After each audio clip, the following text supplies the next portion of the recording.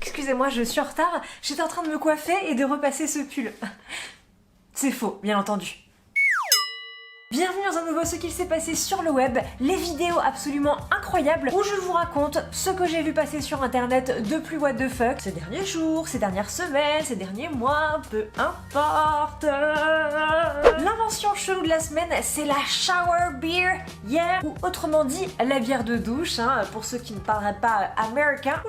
Tout coup de funny, de quoi il s'agit? Et bien là je vous réponds que c'est une bière qui a été spécialement conçue par une boîte suédoise pour être bue dans la douche. Mais pourquoi voilà, c'est la fin finalement de cette question. Pourquoi? Alors je me suis beaucoup demandé, hein, ça m'a pris 3 semaines, dans mon lit tous les soirs, j'étais en mode mais qu'est-ce qui nous empêche de boire une bière normale sous la douche? Eh ben rien, mais apparemment cette bière-là est incroyable car le verre est plus épais et permet de la garder fraîche même si vous prenez une douche à 40 degrés, hop hop hop,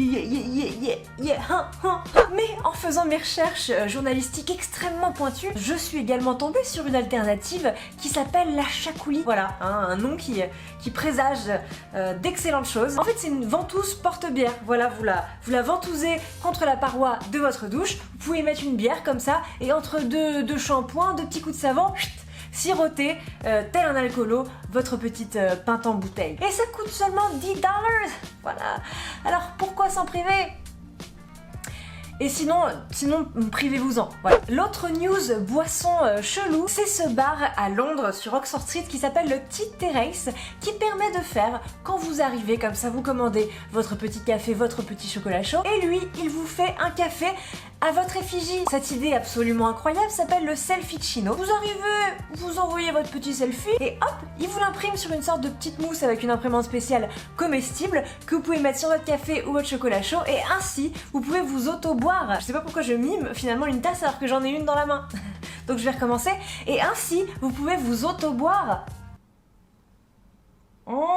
Après, rien ne vous empêche, j'imagine, d'imprimer une photo de votre chat en mode cachishino, ou une photo de vos fesses en mode fessicino, ou une photo de votre voisin de palier en mode voisicino. Ouh là là, ça fuse là, hein, j'ai des idées là, ça n'arrête plus. Ah, je crois que je vais déposer un brevet pour le voisin de chino.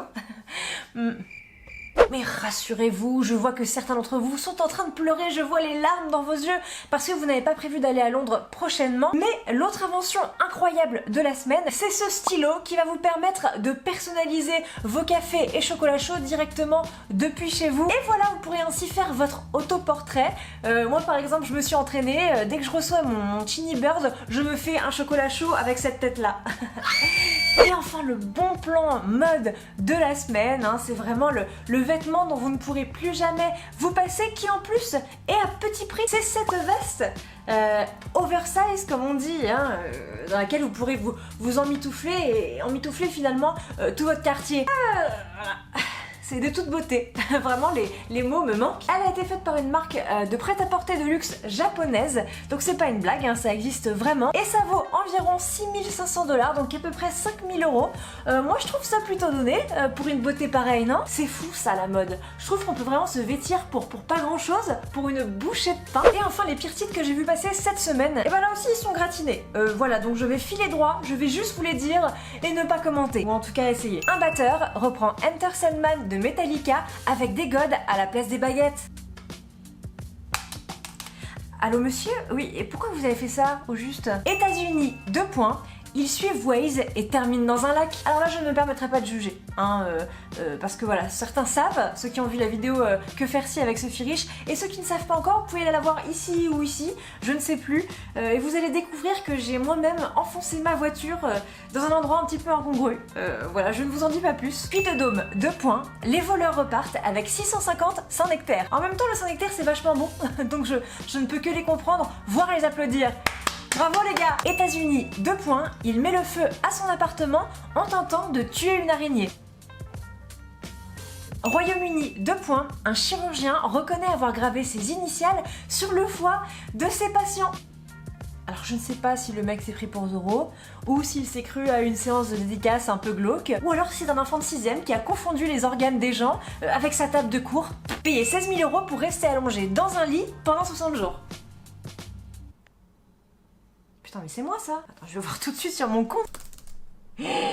Ah, bah non, c'était pas moi. Mais finalement, la vraie question dans tout ça, c'est qu'auriez-vous signé, vous, sur le foie de vos patients si vous aviez été chirurgien?